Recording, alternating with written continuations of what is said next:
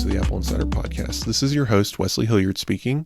William's away for a couple of weeks, so this week I am joined by my editor, Mike Wuerthele. I'd like to thank our sponsors this week, Masterclass and Nord Security. If you're an Apple Insider Plus member, you're not going to have to worry about ads. It's an ad-free show. You'll get Apple Insider Plus after the show, the extended discussion, and this week it's just me. Mike's a little bit too busy to stick around for that, but I will be discussing a little bit of what we've covered before in the show, social media, its place in our lives today, Apple's place in that, and how I'd like to see it evolve in the future, especially around micro social networks and how Apple could maybe make those better for us. So if you want to hear about that, you have to join Apple Insider Plus. You can do that through Patreon. You get the show maybe a little early sometimes. If I'm editing, I publish later on Thursdays after we recorded. Everyone else, if you subscribe through Apple Podcasts, you'll get the ad-free show in Apple Insider Plus. And of course, that's on Friday early. So here's Mike Wuerthele and our discussion of the news of the week. All right, Mike, how are you doing today? I'm okay. Happy Thanksgiving to everyone listening after the fact, of course. It is Thursday, November 27, 2025 at 9:42 Eastern Time. Special Thanksgiving Day recording of the Apple Insider Podcast. Yeah, this is rare that the holidays all line up, but I guess we always record on a Thursday, and Thanksgiving's always on a Thursday, so it kind of terrible timeline there. But hey, it's still early. Everyone's still kind of snoozing around here, so we're okay. Not a lot going on this week, I noticed, as far as Apple news goes, which is odd, given this busy year. I mean, even on holidays, even on the quietest of weeks, we've had some crazy stuff going on, but we do have some things to talk about. And first up is Tim Cook and him not retiring. Where are you on all of this? So I haven't said it to you, but I've said it to William. I've said it for about 15 years recording podcasts. I'm very user-centric. I do not care about who's coming and going in Apple. I don't care about CEOs. I don't care about engineers. I don't care about all these reports about any of that. So Tim Cook will retire eventually. Is he retiring in 2026? I don't know. Is he retiring in 2030? I don't know. It's coming. The guy is in his mid-60s. So we got to assume that this will be the first CEO that either hasn't been forced out or it was on his way to the grave or anything like that, and he's leaving on his own terms. Who cares? Who cares? It's Apple is still going to have the institutional knowledge it always had. The company, regardless of if somebody does something you don't like and you say that Steve Jobs would have never done something, the company still does well in adjusting to what the market actually needs versus anything else. The company will still not care about Reddit. The company will still not care that much about Apple Insider. Who cares? The company continued after Steve Jobs and did very well. It is 10 to 15 times more of a juggernaut now than it was when Steve turned over the controls to Tim Cook. And you can say that, Cook didn't do this, Cook didn't do that, he ignored this segment of the market, he did this other thing, and it's ridiculous. Apple is going to do, and Apple has always done, what Apple will do and what Apple has always done. Everyone looks back, for instance, at the iMac as, oh my God, it saved Apple. It was such a great computer, it did all these things so nicely. But when you were there, when you were listening to it, when you were looking at that actual rollout announcement, for instance, when Steve Jobs came back, people bitched about it. Mm-hmm. It had USB. It didn't have ADB. It doesn't have SCSI. It doesn't have FireWire. It doesn't have all these things. Why has Steve Jobs done this? He ruined the computer. The computer. It's a toy. Yeah. This seems to be the nerd way. There's always going to be a nerd, and the loudest nerds come out front and say how mad they are about everything until they aren't.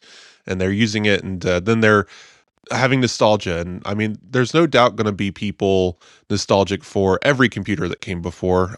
There's people talking right now. I was on Discord recently, and they're like, oh, the iPhone 13 Pro, the greatest iPhone ever made. And it's like, when that thing rolled out, they're like, this is boring. It's the worst phone ever made. It's just continuous loop. Yeah, there's some evergreen on that, right? Yeah. There is we hate the not we hate the not new. We hate the new, not the not new is better. It's It's cyclical. It has always been this way, and it's fine. So it's probably going to be. I'm guessing right now that it's going to be John Turnus is going to be the guy. And that seems to be the prevailing wisdom over the people that get paid to move the market. If you didn't know, if you work at Bloomberg, you get a bonus if you move the stock market based on your reporting. Yeah, I mention that almost every week just because it seems relevant. No, the thing with Tim Cook is everyone treats him like he's this mastermind pulling all of the strings at Apple. And he is in an important position. CEO, of course, does get the final say, but he does defer to his executives. He does have a whole group of people who reports to him. He has the board who has conversations with him. It's not like he's just sitting up there saying, I don't like that, make a gold iPhone, go do it right now. That's not really how this works. And that seems to be how people think it works. And Apple is not a monolith. It's not one person. It's not a single personality. There's good people. There's bad people. There's always going to be good and bad decision-making at the top and all the way to the bottom. You're going to have managers that are monsters that do terrible things, and you're all the way up to some executives who make poor decisions and have to be fired, right? It's a company. And Tim Cook is not this god creature that's able to see all and know all and do all. It's a group of people, and that's what it always will be. And when Turnus takes over, it's going to continue being that group of people, and they've self-selected to be this particular thing. Steve Jobs did set a culture, and I would assume that most of that culture is still there, but Steve Jobs is gone. We got to let the guy go. The nerds got to really stop, calling out his name every time something happens. But it's a logical fallacy too, right? Because people say, well, Steve Jobs would have never done this. You don't know what Steve Jobs would have done. Yeah. That dude shipped some crap. And it is revisionist history to say that he perfectly drove Apple. It is revisionist history to say that he's the best CEO that Apple ever had or ever will, because he got forced out of the company for a reason in the 80s. See, and frankly, it's just the CEO. If you're an Apple investor, then maybe this matters, but it probably doesn't, because Apple's a consumer electronics company more than it's a computer company. Yes. So they're selling their vast majority of their money is coming from a computing refrigerator. It's coming from the iPhone. It's coming from a computing appliance. It's not coming from the Mac anymore, and it hasn't for 16 years, 17 years. That makes the Mac guys really sad, though, I think. It does. And I get that. I understand where that's coming from. But that shift has necessitated a change in the company. And that's just how it is, and it's how it's going to go. And the next guy is going to keep that going until a point where it doesn't make sense to keep going on the path that Tim Cook's at. But what's incredible about that point you're making is the Mac is still a Fortune 500 company on its own. Yeah. And it's thriving. The Apple Silicon is incredible. I mean, it wasn't that long ago that we were talking about the death of the Mac and how Apple is worshiping the iPad too much, and the Mac Pro has gone too long without an update, and Apple doesn't, it's lost, and the Magic Keyboard is broken, and there's just all this despair. And now you look at the Mac and it's pristine, and so I guess people have to turn their ire somewhere else. But I don't know. Well, this isn't on your topics list, but we're going to talk about it anyway because I'm sitting here. The Mac Pro is a funny product. It was the last Intel Mac Pro supported the main thing that people wanted PCIe cards for, video cards. You could put in, at the time, just about anything that AMD released. Nothing NVIDIA for years and years and years. It's been a very long time since there have been NVIDIA drivers that worked on the Mac. And it doesn't anymore. So right now, the Mac Pro, as it exists, is a PCI carriage. And that's really about it. I'm not convinced that this is the end of the Mac Pro. But on the other hand, like for instance, Sonnet is sending me the I can't remember if it's the Mac Mini PCI carriage or the one for the Mac Studio, the rack-mounted version of it. And that's coming next week, and I'll have a review out for that by the end of the month. The end of December, excuse me. And the need for PCIe cards, because Thunderbolt exists, isn't gone, but it's lessened. It is significantly lessened. The Mac Pro is a product that has a few devout fans, but at what point does the company decide that we don't need to have this product anymore? I'm going to argue that there's always going to be Disney and Deloitte and so forth that want that Mac Pro. So the Mac Pro, I don't think will be ever completely killed, but the Mac Studio, from what we can glean, outsold the Mac Pro at least 3-1. Not the least of which is that price on that Mac Pro, which is insane. It's incredible. And the Studio, what's the Pro Display XDR also going alongside of it, of course, also an incredibly priced monitor. I wonder if we'll see upgrades to that soon. I'm with you. The Mac Pro name won't go away. I think this tower, a form factor, is kind of a relic at this point, considering Apple Silicon, considering external GPUs and how all these things operate. I have no doubt that Apple's doing it what it needs to internally to figure out what the next step is. But obviously, its current solution is stuff these things full of GPU cores. Yeah. And that's not enough for things like you said, like, Disney rendering all of Toy Story on a Mac Studio. Probably not, considering you don't have all those external connectors and all those things that you can do. But I don't think it's going away. I think we're in a quiet period. I think there's a chance the Mac Pro gets another update, but I'm with Gurman in the reporting on this here. This might be the end of this iteration, and whatever comes next, if it's next year or 5 years from now, it's coming. It's just like before, they've painted themselves into a corner betting on what was old. I mentioned this last week when we talked about this. What is crazy about this topic is they knew Apple Silicon was coming when they had that Pro roundtable and said, we're going to fix the Mac Pro. And they released this, knowing that Intel was on its way out, knowing that they were not working on these external connectors to GPUs and stuff. So the fact they released it at all was just an apology. This apology machine it's going to go away. It served its purpose, and we'll see what's next. But one last mention here on Tim Cook. I learned a little bit. I was listening to shout out to Upgrade, the podcast. They mentioned that Tim Cook, obviously we know, will probably just become chairman when he steps down. What I didn't realize is that he can be chairman and CEO at the same time.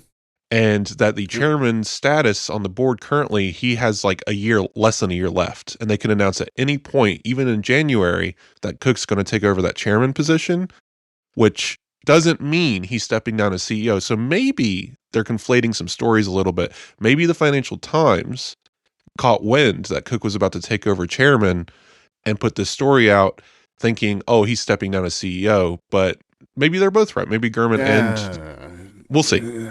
I think the Financial Times blew it on this. I think that...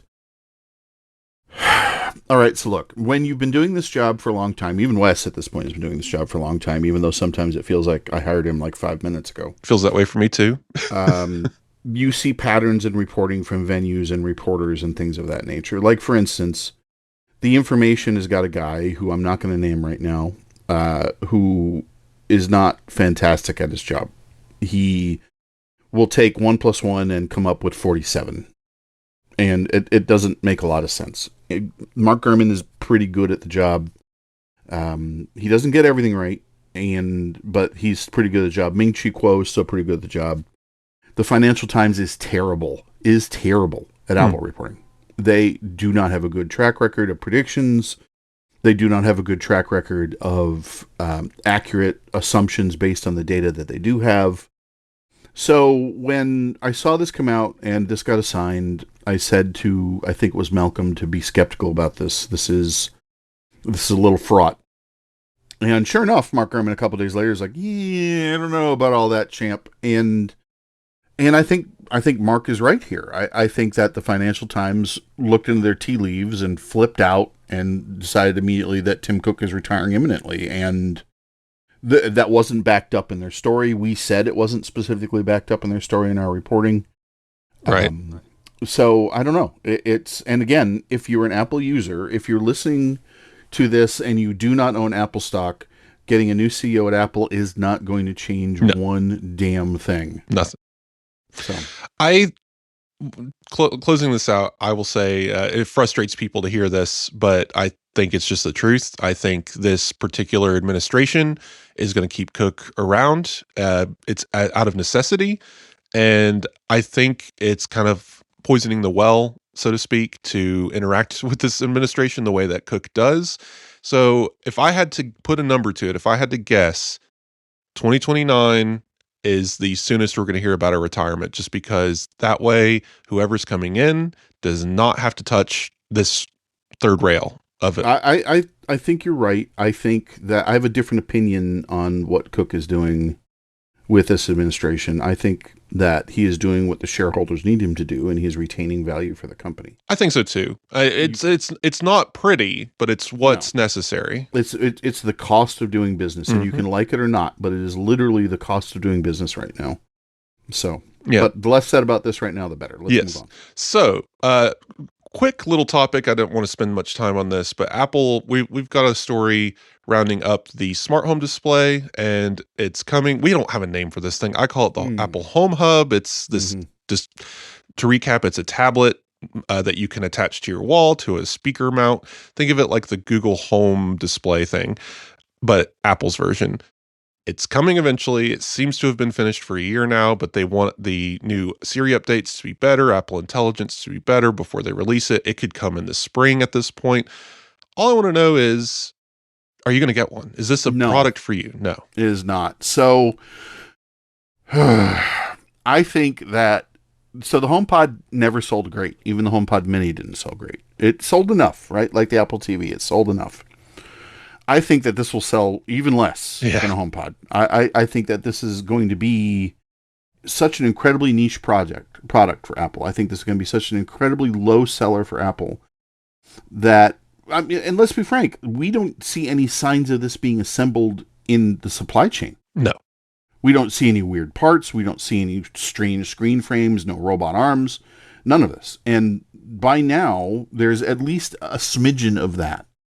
So this is not something that Apple has a million of sitting in a warehouse just waiting for the go-ahead for Siri to get better. I don't think they've even started manufacturing this. And if they haven't started manufacturing this, then it's not a done deal that it's going to ship. Right? So if you look at the iPhone, for instance, they finalized the design in March or April. Right. The design is locked in and done in March or April for a September launch. So when is this coming? This is an evergreen rumor, like a folding iPhone that we keep hearing about for years and years and years and years. And maybe it'll ship and maybe it won't. This is one of those products I believe is they have no reason not to be testing and trying out. They have their little mock-up home that they use for a stage. Yep. I'm sure that Apple saw all these companies try and fail, which most of these products have been failures so far. Amazon today, for example, is just showing advertisements increasingly. Instead of your family photos, you get an advertisement for Lay's potato chips or something. I don't know. But it's awful. And then there's Meta's display, which is just Meta. I'm not even going to get into that. There's so many odd little things here. Google's the closest to actually getting it right, but even then it's Google. But Apple's approach here, I am interested in the idea of how it was described. Again, in a rumor, Apple has not announced anything. They haven't pitched this at all, but I am interested in the pitch. If this ever does exist, if it does come, who are you selling this to? Because they're going to price themselves out of the market immediately. It's going to be, there's no way this tablet comes in less than $200. And then people are going to be like, well, why don't I just buy an iPad? Right. Yeah, and that's my point exactly. Why would I not just spend $20 on Amazon for an iPad wall mount and put an iPad on the wall? Why do I not do that? And what's interesting going on in this space, we won't get into it here. You can listen to the HomeKit Insider podcast. Matter's changing dramatically constantly. And Apple, of course, has been behind in adopting Matter. We're on like Matter 4 or something, and Apple's on 1. It's an exaggeration, but it's close. This product can exist without Apple having to make it. Now that Matter's a thing, you can go and buy a, random 6-character Amazon vowel company tablet that has Matter over Thread support, and just everything Apple Home, everything Google Home, everything Amazon, whatever, will just show up as a control on this display, and then it can show your photos through like a app link, right? There's no need for Apple to make this. And for Apple to make it, they either have to make it cheap in plastic and sell it for $100, which they're not going to do, or they're just not going to make it. I mean, it's whatever the HomePod line is and where it's going. I'm still, more between this product and a soundbar. I want the HomePod soundbar that has an Apple TV built into it, but that one's not even rumored. So at the very least, this one probably exists internally. We'll see what happens. So my sound consists of a couple of HomePod minis in this office, and I've got obviously an Apple TV in the living room with a soundbar and, surround sound setup. And if I really want to shake the walls, I'm going to simultaneous play to the Apple TV and the HomePods. So unnecessary. This is a weird product to me. I appreciate that there are people looking forward to it. I appreciate that this is one of those things that people say, oh, the Apple will do this right for, the first time. I'm not convinced this is ever going to ship. Apple is a company of contradictions. They like big margins and popular products, but they also sometimes serve in those weird niches. Like you look at the AirPods Max. There's no reason for Apple to make AirPods Max other than to say we made really nice headphones. So maybe just like with the big HomePod, there's no reason to make the HomePod. There really wasn't.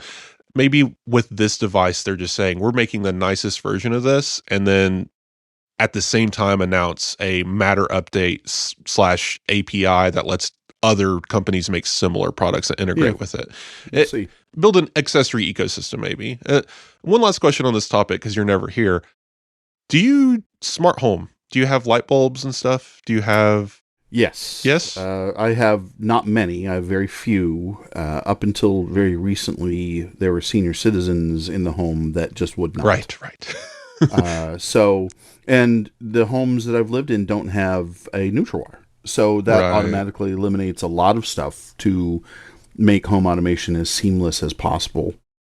I do have a couple of smart locks, which are nice. They work great with HomeKit controls. The HomeKit lock thing doesn't work worth a damn for me, and I don't know why.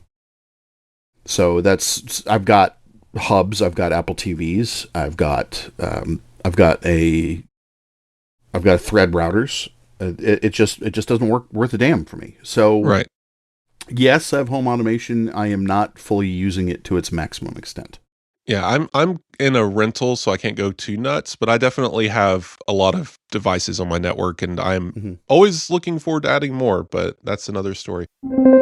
This episode of the Apple Insider Podcast is brought to you by Masterclass, where you can turn your commute or workout into a classroom. Listen to thousands of bite-sized lessons across 13 categories that can fit anywhere in your busy life. Listen anywhere, at work or at home, on your phone or your laptop. It's easy. You can even download classes to listen to offline so poor network connections won't get in the way of your learning. You've heard William talk about Masterclass on our podcast several times before. He's went on and on about listening to Jodie Foster give lessons, and he says it's like a friend having a discussion or a colleague rather than being taught by some cold professor somewhere. Masterclass offers enticing classes taught by the professionals that actually work in the field on the topics they're discussing. I'm a fan of Atomic Habits, and now I can listen to James Clear discuss developing good, repeatable habits with Masterclass. There's interesting topics like the one from Amy Poehler, who helps apply principled improv to your life. And then there's another one with Moneyball and Big Short author Michael Lewis, who shares how to tell a great story. Plans start at $10 a month, billed annually, and you get unlimited access to over 200 classes taught by the world's best in their field. 83% of surveyed members say they've applied something they've learned from Masterclass to their lives. You can join them today by going to Masterclass and getting a membership. Masterclass always has great offers during the holidays, sometimes up to as much as 50% off.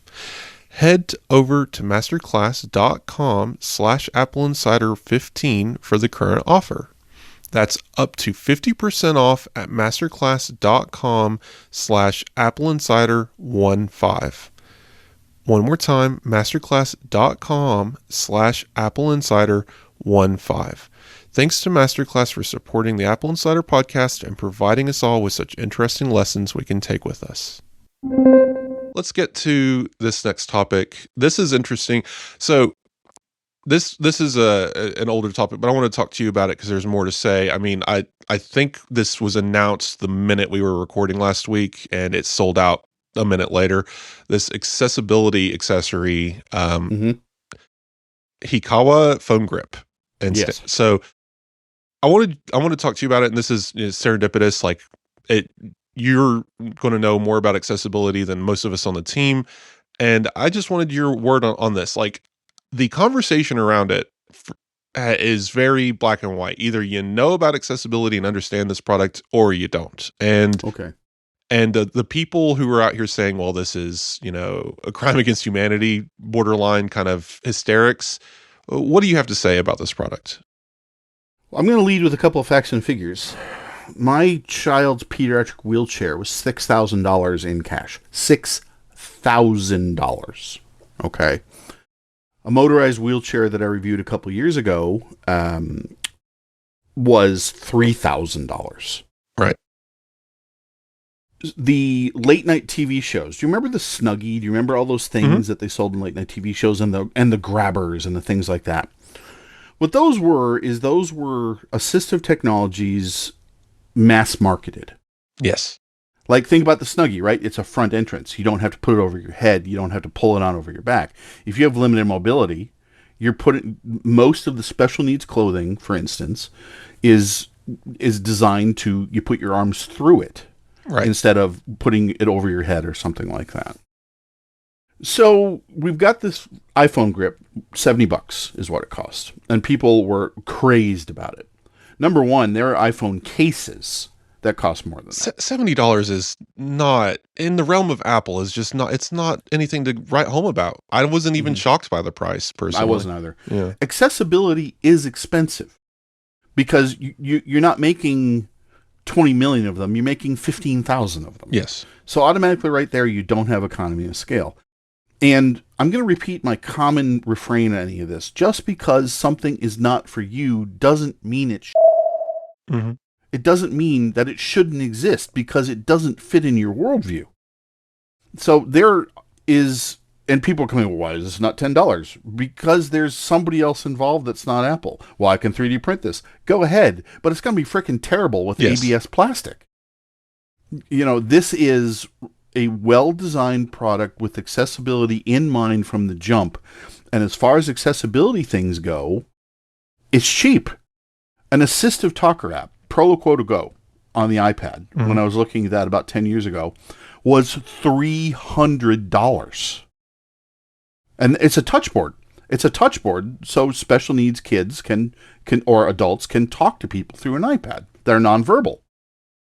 That's $300. So it's a complicated topic because, okay, I can understand the sentiment of, well, if you're making this for people who have special needs, who need help, why are you pricing them out of the market? And the answer is, that's not the intention. This isn't a for-profit scheme.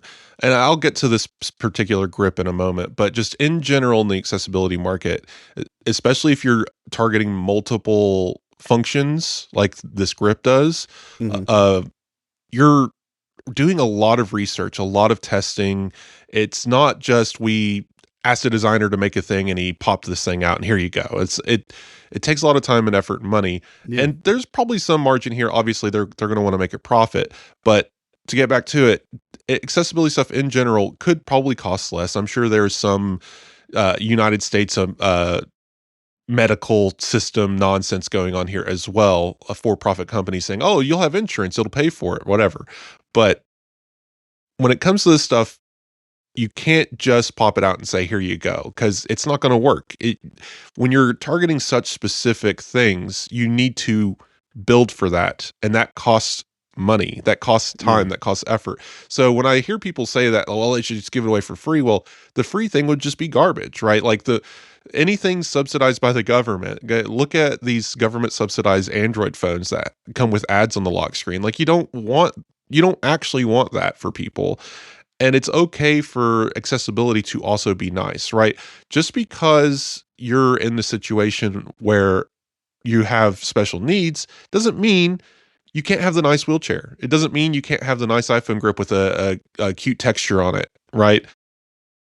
So yes, maybe it increases the price a little bit. Maybe you can find lower price accessories. Maybe you can find different things, but maybe you can just be happy with the fact that Apple helped produce this nice looking thing that has a very specific function, and you don't have to buy it. You don't even have to have an opinion about it. How about that? Yes, I am normally fine with people having opinions about whatever the hell they want to. But honestly, if you've never had to deal with accessibility concerns, you've never had to pay for something a little bit more because it's designed for somebody who's disabled, keep your opinions to yourself. You literally do not belong in this conversation. You don't know what you're talking about. And last note here, because this is just a rough topic. Accessibility is one of those things that benefits everyone, whether you need it or not. And that's something you will eventually. You will. Apple knows this. It seems to understand this. It's a company that pioneers it. And I think if it wasn't for Apple, I think we'd have much less conversation about accessibility and technology. I agree. Apple really pushes that forward, and Google and other companies have been, frankly, forced to adapt to it. And I think that's great because, yes, like you said, eventually, if you live long enough, you're going to need it. You're going to need it. Mm-hmm. Your body, your faculties will not last forever. You are not immortal. You are not built for this world. You will eventually fall apart, and eventually your eyes, your hands, your body, something will need this help. And the technology being developed only benefits you, even if it isn't today. Yeah. I'm closer to 60 than I am to 50 as of this date. And I feel it coming. I've got a lot of miles. Sure. Wes and I both know that, nuclear power is hard on the body. I've got a lot of miles on this body. And I feel it coming. I see it coming. The audible component getting out of bed in the morning is getting a little bit louder. Right. It's coming. And it's coming for us all, So you can poo-poo it all you like. You can complain that Apple's not charging low enough for it. You can do whatever the hell you want. But, honestly, on this one, just shut up. Just shut up. Yeah, have a little grace. Yeah, have a little grace. So, but me trying to be polite here. I'm with you here, Mike, though. Well, I'm done with it. I'm honestly done with very frustrating with people complaining. Oh, why does that wheelchair cost $6,000? Couldn't you have got something cheaper? No, no, I couldn't. Comfort alone. Yes. Yeah. Do you want my at the time my 7-year-old to have pressure sores from being in the wheelchair school? Is that something you want? So no, it's not going to. I'm not going to Home Depot and building a wheelchair. Yeah, and then that one chair company that people buy from releases a $3,000 easy chair that you sit in for an office, and they're like, "Oh yeah, let me go buy that." And then they, just because it's accessibility, they want to. Anyway, so. This last topic that we have, this might be a little bit of a shorter episode today, but I think we have a lot to say here. So this could be a lengthy enough topic to fill out the rest of the episode. Android versus iPhone. We'll never stop talking about it until one of these go away, which probably won't happen in either of our lifetimes at this point. First, because there's like 3 separate topics, but they all feed into each other. Mm-hmm. I wanted to mention Samsung and Apple have been on this weird kind of back and forth. Now, 2011 was the last time this happened. Apple has been selling iPhones. They've been trying to dominate the market in a way, but I think they like their second place position a little bit. But this year, first time since 2011, Apple will overtake Samsung as the top seller for the global market. Now, this doesn't mean Apple has won install base, right? It's still 70% Android globally, just owning an Android phone. This is how many phones did a single maker sell in one calendar year, 2025. And it looks like this year Apple will overtake Samsung and could hold on to that through 2029. Be interesting to see how this plays out. So it's late 2025. The COVID purchases of iPhones are mostly gone at this point. There's about a 38 to 42 month replacement cycle on iPhones just because of how they get banged up and used every day. So this is, analysts have been, number one, don't get me started on analysts. Number two, they've been screaming about a replacement super cycle for years now. It hasn't so much been that. This is the peak, I think, of the COVID replacement years, but anytime you hear super cycle, be real skeptical about who's saying it. It's never materialized. So I don't think that Apple's going to hold this. No. I think that they will have it this year. They might have it next year. I think the year after that they're going to lose it, and it's because it is not $150 phone. And this is new phones, by the way. This is not older phones being resold. It is not a $150 Android phone that you bang around and hope that you're going to get your full year out of it. Let me give an example of how I do that. Right. So there are office chairs that cost, like you said before, that cost thousands of dollars. I have a $150 gaming chair from Staples that I replace when I need to, and I have a purple, for lack of a better term, mouse pad. It is perfect for me, and when the chair breaks or the chair's fake leather wears out, I'm not concerned after 4 years, and I spend another $100 on the chair. That's the example of what most of the developer world does with smartphones. Mm-hmm. I've spent $100. If I get a year's use out of it, great. If I don't, great too. So that's how we used to treat smartphones as well. Well, they weren't called smartphones; they were feature phones. That you'd buy it until it got run over by a car, and then go get another one out of a quarter machine at Walmart. Right? Like, it's one of those things that Samsung's top selling phone, and this may be incorrect, but it's close. It's like the Samsung J25, right? They have the Galaxy series. That is not their best-selling phone. It sells fine. It's very popular, but their best-selling phone is a $200 smartphone. It has been that way. Yes, it's for years. Been that way for a long time. And they're selling in the 250 million range, and they've been selling in that range for a long time. It's just as many people on Earth that can buy a phone, and then they upgrade on a cycle. So if you have a market of 6 billion people, then those 6 billion people, each billion upgrades over 4-year cycles, then there you go. It's 250 million on average. And then the other half of the market is everyone else, basically. But Samsung really does dominate this market because they have something absurd, like 40 different smartphone models. It might even be closer to 60. If you go to Samsung's website, it for sale today. Like Apple has 10 iPhones, Samsung has 8 times that, just as a single company. And the price ranges, like you said, from $100 to $2,000 if you get a Fold. But the higher you go up that chain, the fewer they sell. And what's this conversation honestly has no real interest to me. It's a tribalism thing. iPhone fans like to hear like, "Ooh, Apple's winning" or whatever, but it has no bearing any way on your phone, the device working, and what Apple's going to sell next year. There's some talk of like, oh, the iPhone Air has failed and China's not going to bother with slim phones anymore or whatever.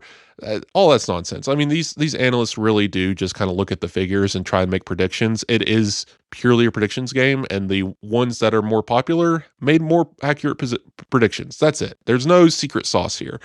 Sometimes they get some of this insider info, but that's not the game. The game is guesswork and intelligent guesswork, but it's guesswork. Yeah, that report about the iPhone Air's failure, meaning the Chinese phone developers aren't doing some phones, is from the Financial Times. Oh, of course. So, yeah. I mean, the iPhone Air, we've touched on it a lot here, and I said in my review of it, I said, look, this is not a phone for most of the AppleInsider listeners. It is a phone that will get momentum as the year goes on. And every year, I said in that review, there are reports of it not selling well and price cuts and order cuts and things of that nature. And I said to ignore it. Yeah. Right now, we are still in a pro iPhone dominated cycle, and that will change in January and February. So anyone talking about the failure of the line, or anyone talking about no one wants thin smartphones, they're full of it. Well, what's crazy too is you look at the entire market and what people talk about. Look at our beat, right? The technology beat, not just Apple, but look at the Android coverages and everything else. What are they talking about? That always interests me because we don't really have anything else to talk about as an Apple website. We're going to talk about the iPhone, and maybe sometimes we'll compare it to a new Samsung or a new Google. Mm-hmm. But we're primarily talking about iPhone. But when you're over on the Android side of things, what do you pick, right? Like there's literally like 800 different new devices made by something like 40 different OEMs, right? Manufacturers. So what do you pick? And what they talk about primarily is the Google Pixel and the Samsung Galaxy. And of these two, it's always funny to me. You look at the iPhone Air, and I am willing to put money on the table that in the short time the iPhone Air has been on the market, it's probably sold more models than the entire Pixel life history. The entire time the Pixel has existed, the iPhone Air has probably sold more than Well, I don't know about that. We're really close. I mean, it's No, I don't think so. No? The Pixel sells about 2 million units a year. That is not a huge amount, but so if you go back, so the Pixel's been around for about 10 years, and obviously the 2 million is only recent. So we're probably looking about 19 million, 20 million Pixels peak maximum sold over its lifetime. So I don't think the Air itself has sold 20 million. Put it in a different way, maybe a less extreme way. The life of the iPhone Air will outsell the entire lifetime of the Pixel, probably. Just maybe that's closer. Closer. Yeah. Anyway, I'm exaggerating. So but the point is, the worst selling iPhone anyone would kill for that. To be that company, to say we're selling as good as the worst selling iPhone. I don't think the iPhone Air is even the worst selling iPhone. I would put that on the 16E maybe, but because I don't know if the market is shifting towards the 16E versus a 15 or a 14 that you can buy new from some retailers. Anyway, this conversation is pointless because it doesn't really affect anything except a spreadsheet. Thing, and I'm with you. I think maybe Apple has this number this year, if it even makes it. Maybe Samsung has a weird thing that happens. Who knows? Like, this is a prediction for December. Apple is expected to sell a lot of units, but I expect that this is a one-time thing, and we're going to go back to Samsung domination for another decade. Because I think so too. This isn't Apple's market. They don't care. They don't care about this number. They're not chasing. They don't want to be the number one. I mean, I guess they would like it if everyone on Earth bought an iPhone. That'd be money for them. But that's not what they're chasing. They're chasing margins and profits, not mass adoption. And even so, they still get the mass adoption. It's the single most popular consumer electronic device on Earth. And it always amuses me when people say, this one's a failure. Don't define failure. $60 billion? I don't know. But moving on. This episode of the Apple Insider Podcast is brought to you by Nordstellar, a threat exposure management platform that detects cyber threats targeting your company and helps you take control before they escalate. When data breaches happen, you'll want to know as soon as possible to take action and reduce the potential damage it could cause. Nordstellar helps you stay on top of things with data breach monitoring, which keeps an eye out on the web for any of your credentials or anything from your company that could lead to problems. Dark web monitoring also helps keep an eye out for malicious actors that could target your company or additional leaks that are shared on the dark web. Nordstellar will also notify you of things like potential cyber squatting, or your outward-facing portions of your company on the web could be facing particular external vulnerabilities, and they will let you know of those as well. Using Nordstellar means protecting your company's employees, executives, and customers from malicious attacks and phishing attempts. By keeping an eye out for attacks on related third parties, the dark web, and known leaks, Nordstellar ensures you won't miss a critical security threat. The continuous monitoring provided by Nordstellar will ensure businesses have clear, actionable alerts that won't overwhelm their inbox. When leaked data is discovered online, you'll be among the first to know if you or your employees are affected. This will help prevent leaked credentials from leading to account takeovers. Nordstellar is developed by the same team that made NordVPN and is relied on by industry leaders worldwide. Protect your business today with Nordstellar. Get the exclusive Black Friday offer by going to nordstellar.com/AppleInsider and use the code BlackFriday20 to get 20% off your order. That's nordstellar.com/AppleInsider with code BlackFriday20. That'll get you 20% off. This offer is only valid until December 10th. Thanks once again to Nordstellar for sponsoring the Apple Insider podcast.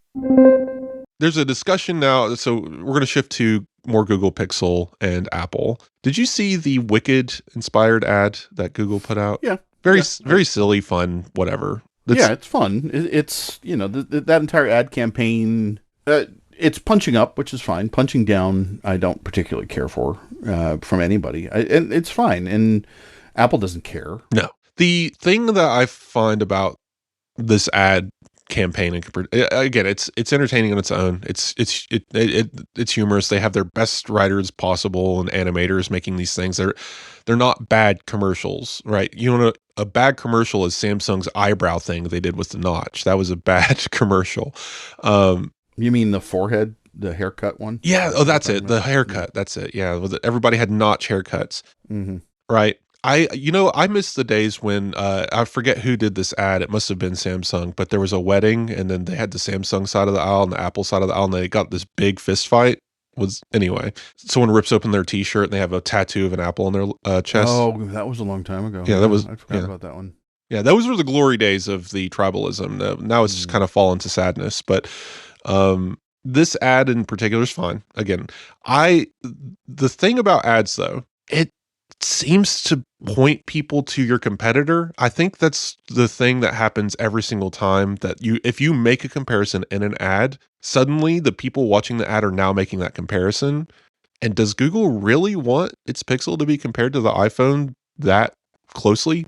Do they want that association? Yeah, I mean, it's a good question. I don't know. I would have to ask the Google marketing people, who have not always been the best at promoting their own stuff. So obviously they're happy with it, or it never would have seen the light of day. Sure. It's just, it's interesting to me that like this market that we're in today, and maybe there's some truth to this antitrust stuff of, right. It's a fiddly thing of lock-in and exclusive features and keeping people behind their gated gardens or whatever. There's something to that to an extent, because I would never consider an Android phone because of the list of reasons.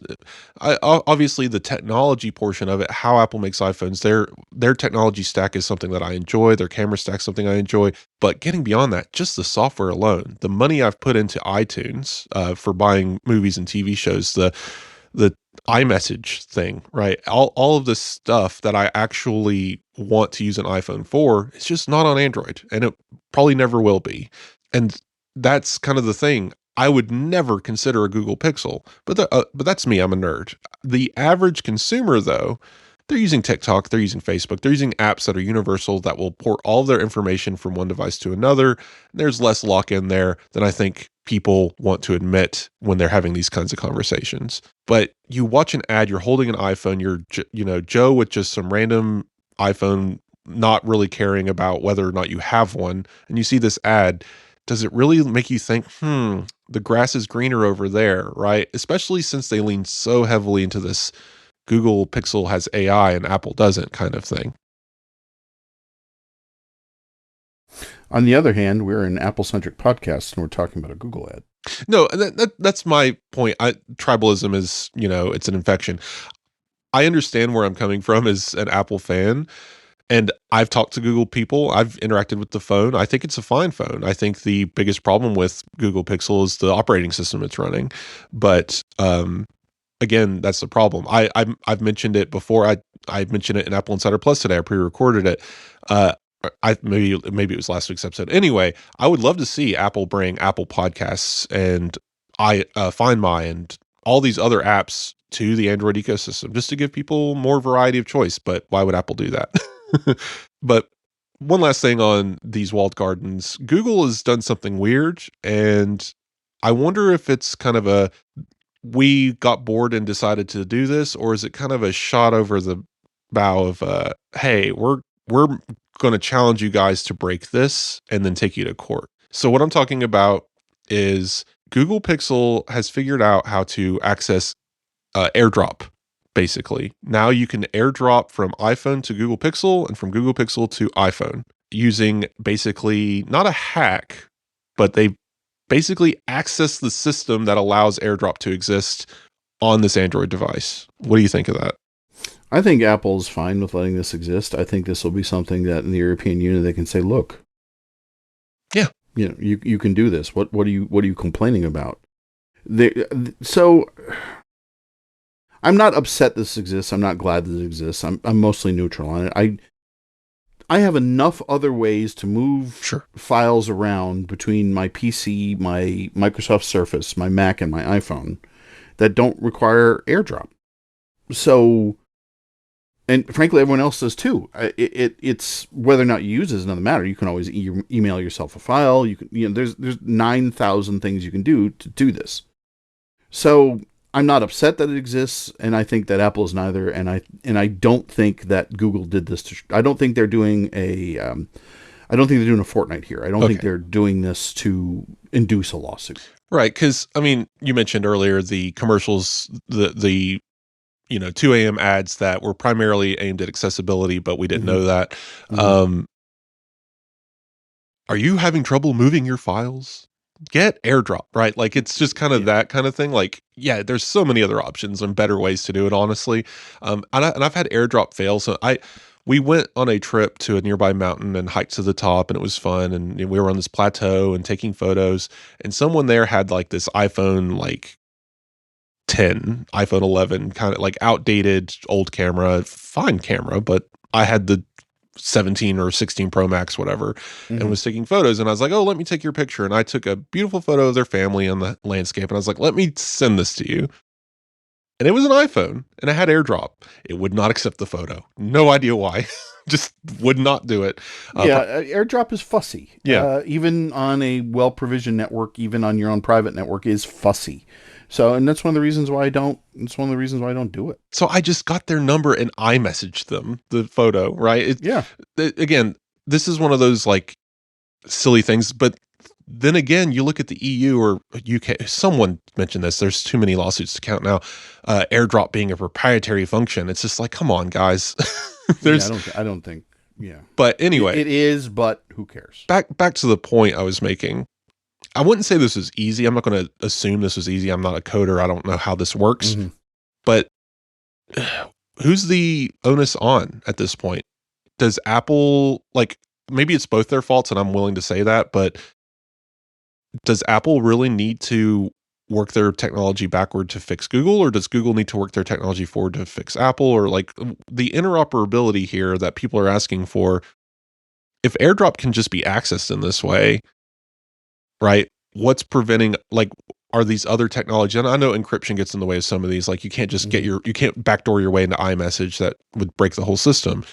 But I feel like some of these technologies aren't as locked down as we previously assumed. It's just companies like Spotify and that whole conglomerate of angry developers. They look at this stuff and just mad they didn't make it first half the time. That's my feeling. Yeah. All right. Well, so one last little tidbit here.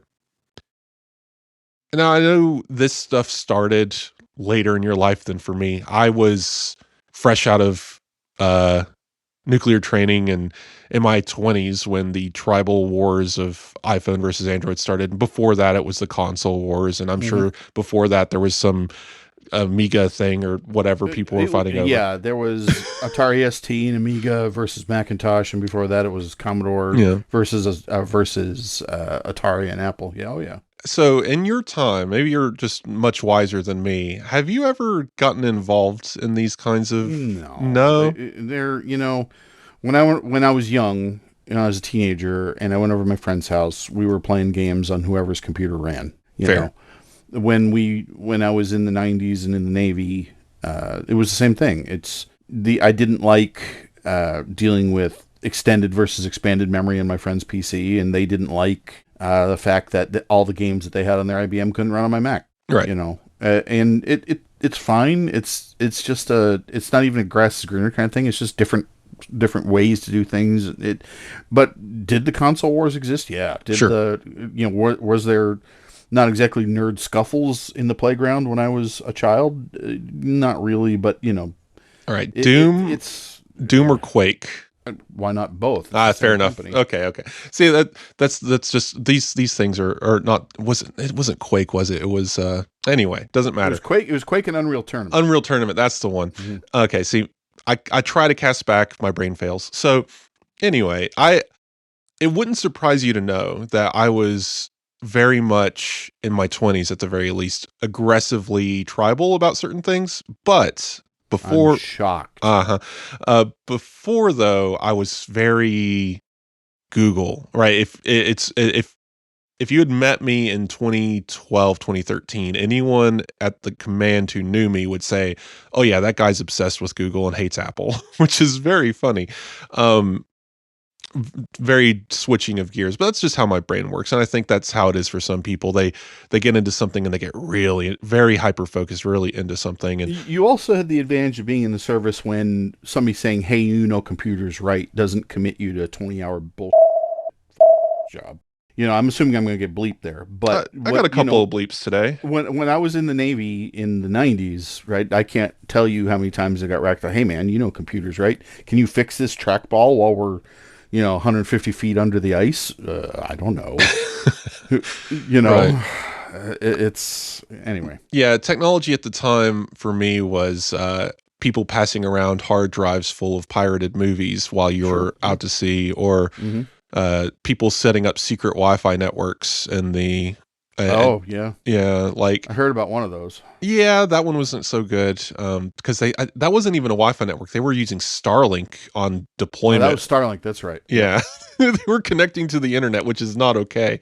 No reason to talk about emissions control for any reason. No, none at all. Not in a warship. No, but anyway, I guess since we're here, did you watch the Nimitz Vision Pro thing? Yes. Yeah, fun. Yeah.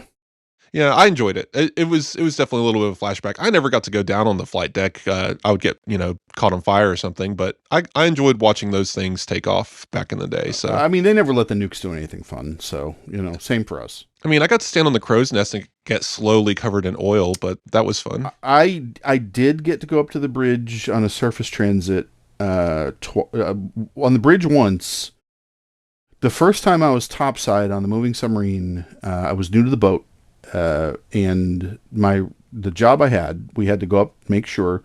Now, as you're listening to this, it was never an issue, but it was required by law, where we would go up and make sure that there wasn't any radioactive contamination topside. We never found any ever. The entire nuclear power program has never found any ever. Let's be clear about that. And to my left was the Rock of Gibraltar. To my right was Africa. And in our direction movement, we had dolphins playing in our wake. And that was, obviously I remember that decades later.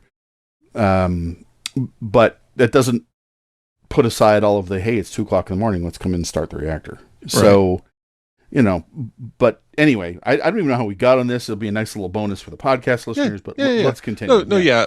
But hey, this is a show where we are allowed to have a little bit of digression. Mm-hmm. So, iPhone Fold, last topic, quick topic. I don't care about the price. Like, we got a rumor about the price. It's going to cost $2,000. The thing's going to be expensive. But here's the joke. I think my iPhone cost $2,000. I got the 1 terabyte iPhone 17 Pro Max. I don't know how much it costs, primarily because I have the iPhone upgrade program. I can tell you how much it costs per month.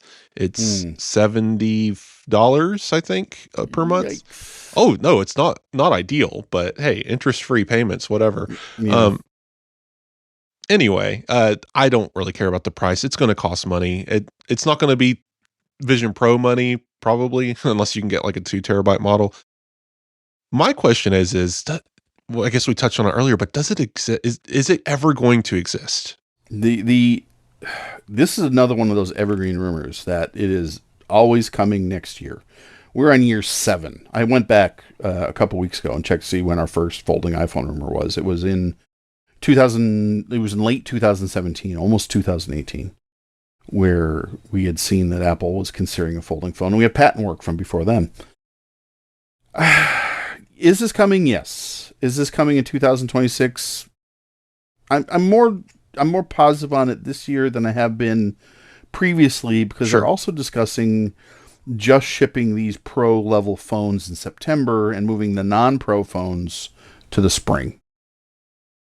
And there is stuff from the supply chain that suggests that's the case. We'll see. I am positive is such a loaded word. Sure. I in no way am I going to spend $2,400 on an iPhone. In no way. I can't see this being a particularly high popular device, right? Regardless of how much it costs. I mean, even me, I don't even know if I want a foldable, even if Apple makes it. I don't really see what it brings to the party. So you obviously open it up, you have more of a screen size, but why would I not want to spend $400 for my use cases for a newer iPad Mini? Why would I not want to do that? It's so I understand where people would use it. I've seen a couple of folds in the wild. I haven't seen that many, not iPhone folds, obviously, but folding Samsung phones and Google phones and so forth. And I don't. For me, this is not worth it.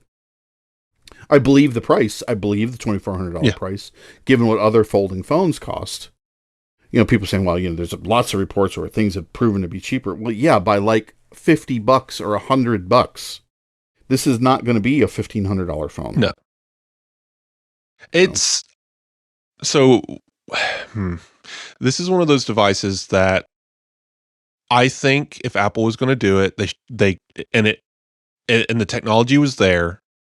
2019, 2020, this device made sense in the lineup as a ultra premium. This would have been the iPhone Ultra, but now where it's getting positioned as a even more compromised iPhone Air, but above the iPhone Air, but it's two of them, but you have a folding display that could get a crease over time, that has this split battery that needs charged more often, and the camera situation is just unknown at this point, and you're probably going to have to use Touch ID because Face ID would be too awkward on this device.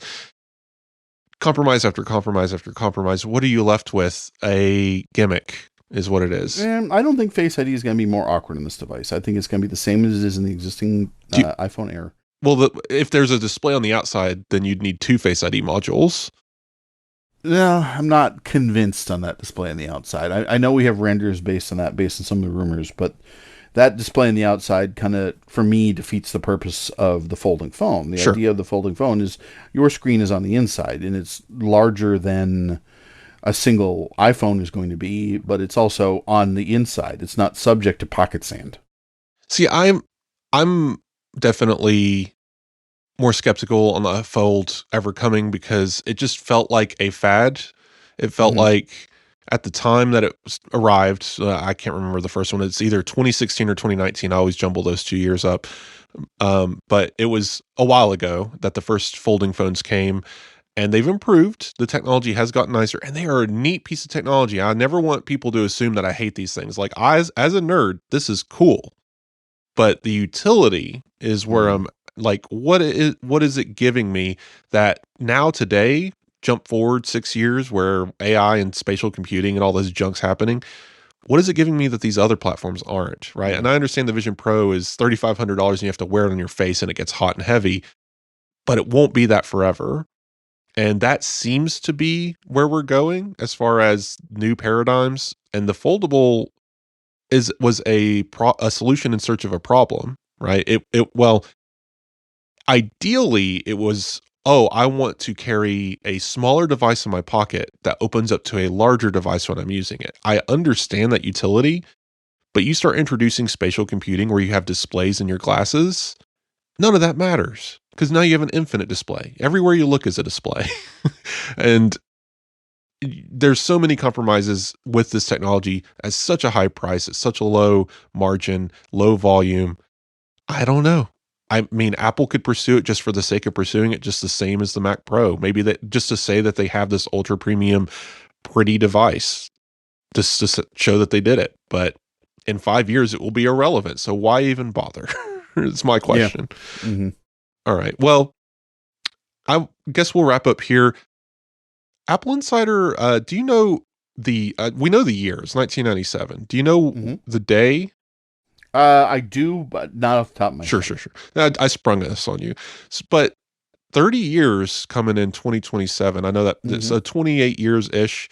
Kind of wild to think that this industry, I mean, we're one of the older ones. There are older, very few, but there are older publications that cover Apple directly. And I just want to say, we're recording on Thanksgiving. You're not going to listen to this on Thanksgiving, but hey, I still want to say I'm thankful to this company for existing, for you guys being there to read what we write, to care about our coverage, to trust us with this task of informing you on technology and your purchases and how to use your devices and get more out of them. And just, I'm just thankful for this all being a possibility and you guys being here to make that possible. Yep, I am thankful for you guys continuing to read, because we do things a little bit different than the other Apple publications. I think we do more Mac stuff still than other folks. Like, we do a lot of network attached storage device reviews and storage enclosures and so forth that the other guys don't do. And that hasn't always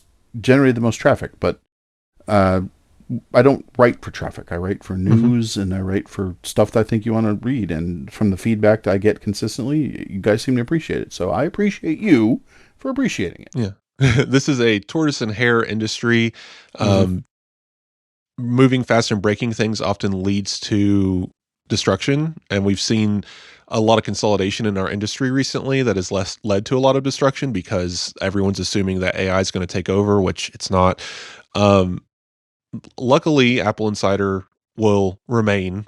Whatever is left after all of this death and destruction caused by Google and how it's dismantling the web slowly, Apple Insider will remain, and it will definitely be stronger because of our reader base and our listeners here today. And again, go, as you listen, this is going to be out, very early Friday morning. As you're listening, it's Black Friday, Cyber Monday weekend. There's deals out there. Go check them out. We're spending some time on those this weekend, and we'll be back to the regular news cycle on Monday. No worries. But thanks again for listening. And stick around. Obviously, Mike's leaving, but I'll still be here. I have some stuff to say, and then we'll get to the after show. Thanks again, guys. Bye, everybody. And that's the show with Mike. He's going to be too busy today to stick around for the end here and the after show. I want him to get back to his Thanksgiving and any work that might pop up. So I'm going to go over the several podcast reviews that we got for the week. Very surprised by this. We normally get one or two. I've got multiple here to go over today.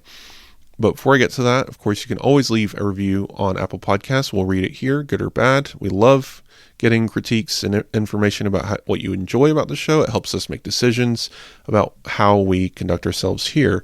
So if you want to ever comment to me directly, you can do so on Blue Sky at hilly.tech.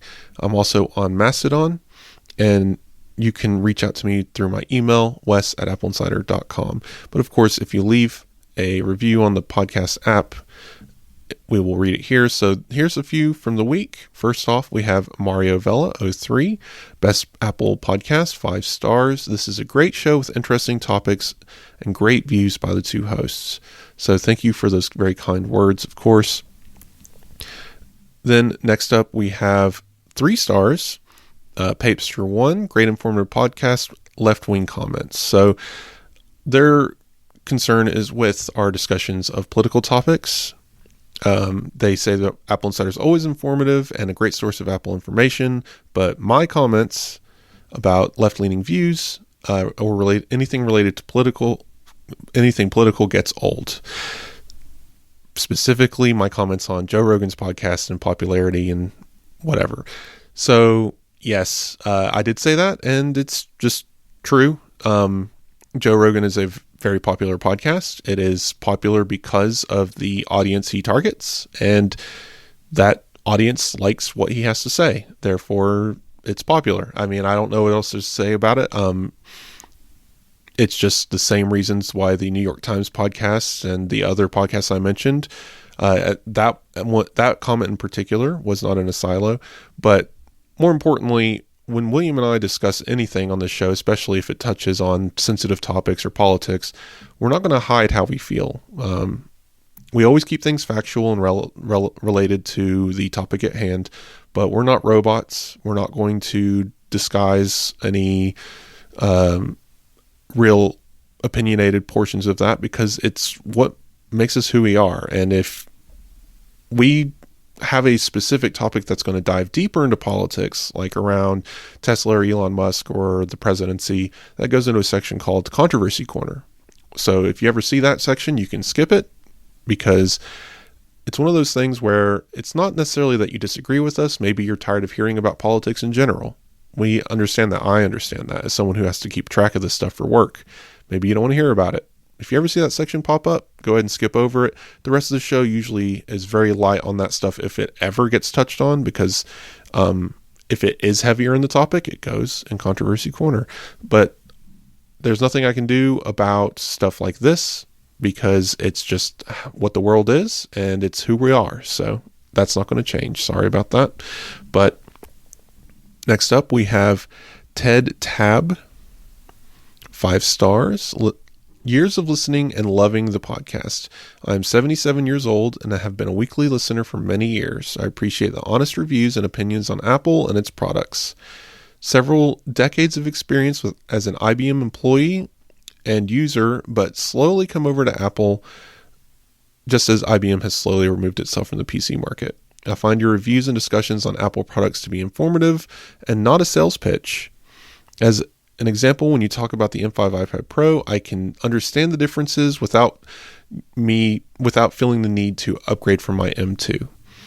Controversy Corner is a reason looked at viewpoints that differ from mine. I respect and accept our differences. I recently accidentally upgraded to the paid version of the show and am happy for my error. Keep up the good fight. Thank you for that very kind review, of course. And now, finally, we have one more review from Jimco Apple.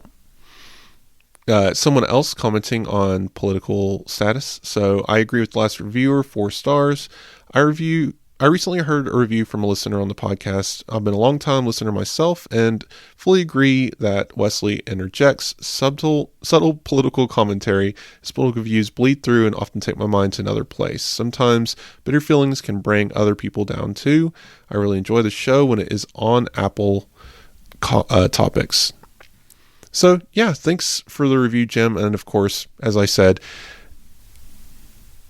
it's human nature to pick out the things that irk us. From the editors that I go through and the people that I discuss this with, and listening back to the show and editing it myself, these kinds of topics do come up, but they are very few and far between. And again, if anything like that comes up, we're going to be honest, and it's okay to disagree. It's okay to not like what we have to say. That's part of being human. And you're here because we are people making a podcast, not robots. And that's going to continue. So I don't know what good a show would be if everyone was robotic and never said how they felt and never went into depth on how things affected the world. It wouldn't really be much of a show now, would it? Of course, I understand your frustration. I much don't like it when things go a certain way in other shows that I listen to as well. But I keep listening because the context can really help me understand the world, even if it isn't how I perceive it. So, once again, thanks for the kind reviews, and I hope you guys keep listening. I hope you keep leaving reviews. These are great. Every week, of course, as long as there's new reviews, we will keep reading them, and William will be back soon. I believe next week I'm going to have Tim Chatton on as a guest. That should be a fun show. He is the host of iPad Pros and Vision Pros podcasts. Those are both good listens. I've been a guest there as well. So we'll probably have some discussions as we get into this holiday period and wait for William to return. But once again, I'd like to thank our sponsors for the week, Masterclass and Nort Security. And I'd like to tell you guys again, we're going to have an Apple Insider Plus segment after the show where I'm going to discuss the future of social media and how I live with this world that we're in and the decisions I make around it, and in the hopes that maybe Apple can continue giving us more social media-like features that can be private and personal. Of course, if you want to listen to Apple Insider Plus, you have to subscribe either through Patreon or Apple Podcasts, where you get the ad-free extended edition of the show. Thanks again for listening, and we'll be back next week.